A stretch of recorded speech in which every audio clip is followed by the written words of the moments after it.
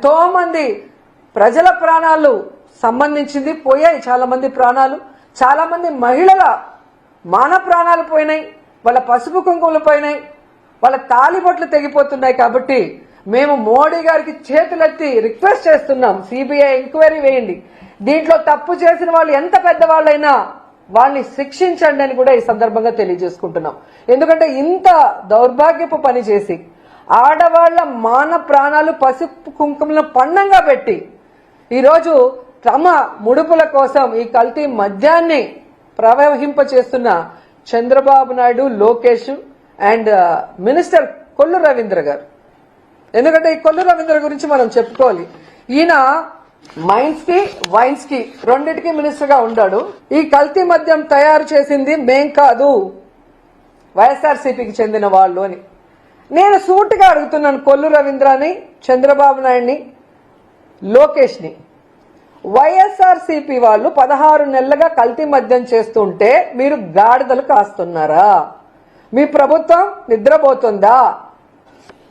ఈరోజు నువ్వు తెలుసుకోవాల్సింది కొల్లు రవీంద్ర, మీ ఎక్సైజ్ అధికారులు ప్రెస్ మీట్ పెట్టి ఈ కల్తీ మద్యం కూటమి ప్రభుత్వం హయాంలో ఇప్పుడే జరిగిందని క్లియర్ కట్ గా చెప్పారు. ఆ ప్రెస్ క్లిప్పింగ్ లో ఒకసారి చూసుకుంటే నీకు బుద్ధి వస్తుందని కూడా ఈ సందర్భంగా తెలియజేసుకుంటున్నా.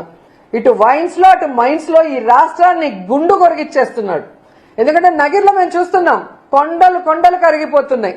ఇక్కడ ఉన్న నగిరి ఎమ్మెల్యే భానుప్రకాష్. సో ఈ కొండలన్నీ కరిగించి ప్రజలు ఈరోజు నోరు కొట్టుకుంటున్నారు, ఇలాంటి వాడిక మేము ఓటేశామని.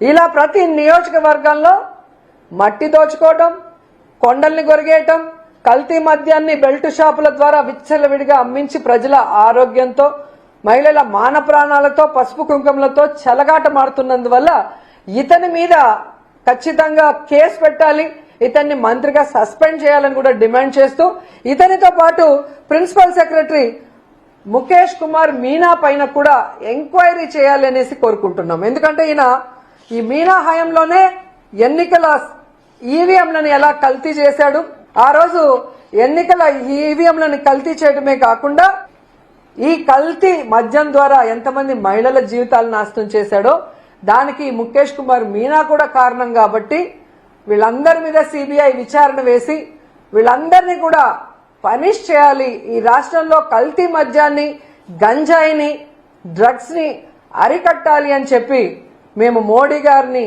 చేతులెత్తి నమస్కరించి వేడుకుంటున్నాం.